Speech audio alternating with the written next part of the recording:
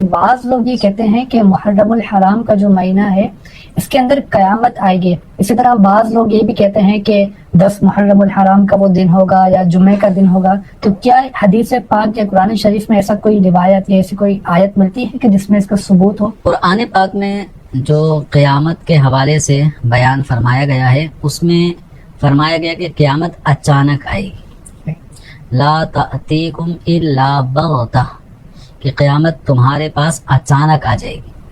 تو قیامت کا ایک دن طے شدہ ہے، وہ اللہ اور اس کے بتائے سے اس کے رسول صلی اللہ علیہ وسلم جانتے ہیں.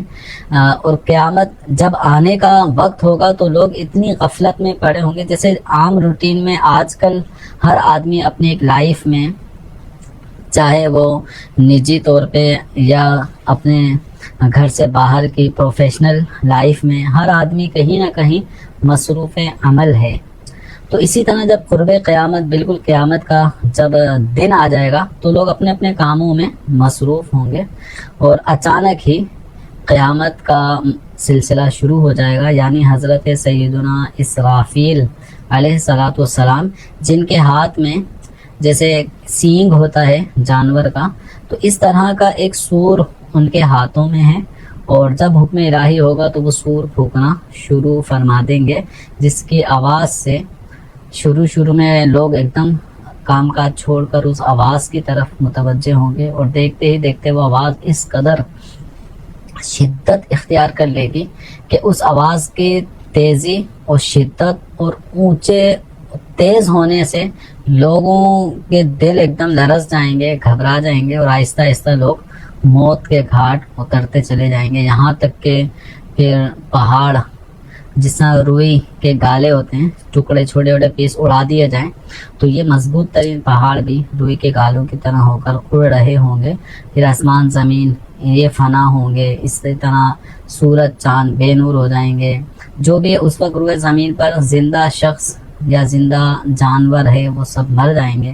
یہاں تک کہ حضرت اسرافیل علیہ الصلاۃ والسلام بھی جو سور پھونک رہے ہوں گے، ان پر بھی موت واقع ہو جائے گی. پھر اللہ تعالی کے حکم سے پھر یہ دوبارہ زندہ ہوں گے، پھر سور پھونکا جائے گا. پھر قیامت کا دن جس میں لوگ اپنی قبروں سے پھر نکلنا شروع ہو جائیں گے. تو یہ پورا ایک طویل بیان ہے جو احادیث کریمہ میں موجود ہے. بہار شریعت کے پہلے حصے میں اس قیامت کے منظر کو بھی ذکر فرمایا احادیث کی روشنی میں. تو اب یہ قیامت کس دن آئے گی؟ آئے گی ایک دم اچانک. یعنی بعض چیزیں ایسی ہوتی ہیں کہ طے شدہ وقت ان کا ہوتا ہے، لیکن وہ طے شدہ وقت لوگ ہم پر ظاہر نہیں ہوتا.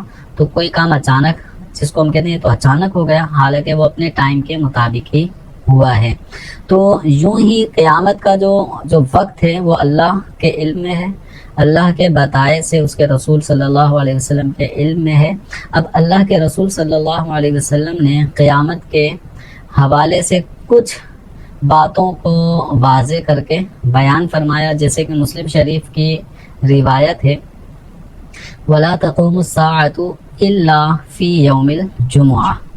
تو جمعۃ المبارک کے دن میں بہت سارے کاموں کا آپ صلی اللہ علیہ وسلم نے ذکر فرمایا، جس میں یہ ہے کہ جمعۃ المبارک یہ وہ بہتر دن ہے جس میں سورج طلوع ہوتا ہے. تو جمعۃ المبارک وہ بہتر دن ہے.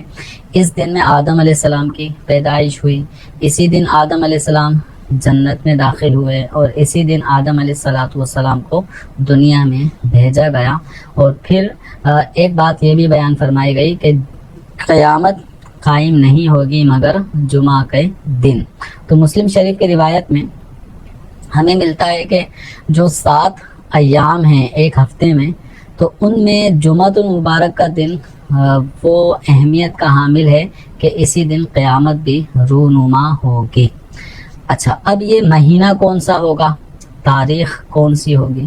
تو اس حوالے سے ہم دیگر احادیث کی طرف جب مطالعہ کرتے ہیں تو دیگر احادیث میں ہمیں مزید اس حوالے سے تذکرہ ملتا ہے. جیسے کہ امام بیہقی رحمۃ اللہ تعالی علیہ نے اپنی کتاب فضائل الاوقات کے اندر اس بات کو بیان فرمایا ہے کہ جمعۃ المبارک یعنی 10 محرم الحرام کا جو دن ہے وہ کس قدر اہمیت کا حامل ہے، اس میں کیا کیا معاملات ہوئے.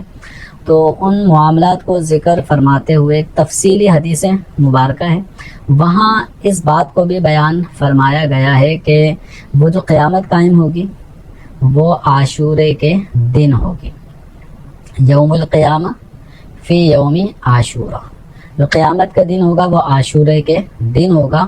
اور عاشورہ یہ 10 محرم الحرام کا ایک تاریخی نام ہے، یعنی اسلام سے پہلے بھی لوگ اس کو آپ صلی اللہ علیہ وسلم کی بعثت سے پہلے بھی عاشورے کا جو دن تھا 10 محرم الحرام، اس کی بڑی ایک اہمیت تھی۔ تو عاشورے کا جو دن جب بھی کہا جاتا ہے تو پورے سال میں جو 12 مہینے ہیں، ان پورے 12 مہینے کے ہر مہینے کے 30 دن ہوتے ہیں، ان میں عاشورے کا جو لفظ ہے وہ 10 محرم الحرام کے لیے ہی خاص استعمال ہوتا ہے۔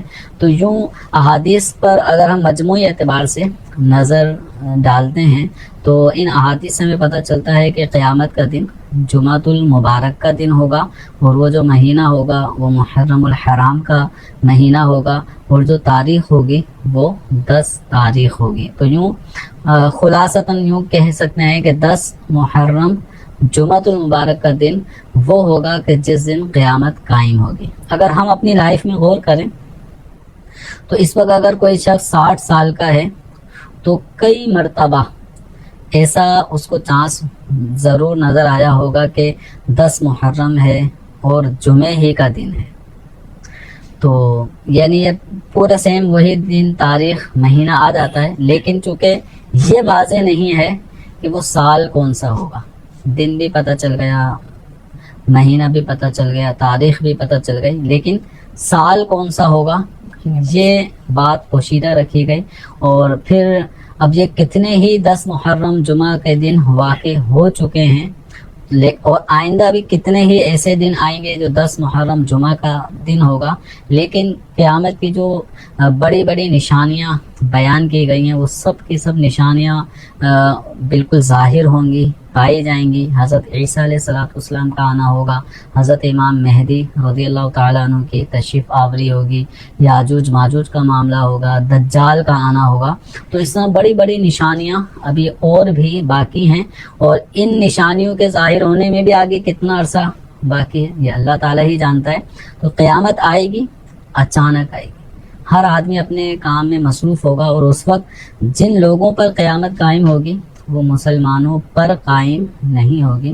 مسلمان اس دنیا سے قیامت سے 40 سال پہلے ہی مسلمان اس دنیا سے رخصت ہو جائیں گے، اور پوری دنیا پر پھر کفار ہی کا سمجھو زمین پر صرف کفار ہی رہ جائیں گے، حتیٰ کہ اللہ تعالیٰ کا نام لینے والا بھی کوئی نہیں ہوگا۔ اللہ اس کو کہتے ہیں کہ ذات کا نام ہے، اس قدر جہالت کا دور دورہ ہوگا، ایسے کفار پر پھر قیامت کا معاملہ ہوگا۔ اللہ تبارک و تعالیٰ سے ہم دعا کرتے ہیں کہ اللہ تعالیٰ ہمارا ایمان سلامت رکھے، اور ہماری نسلوں میں بھی کوئی غیر مسلم مرتد گستاخ پیدا نہ ہو، اور ایمان ہماری نسلوں کا بھی اللہ تعالیٰ سلامت رکھے۔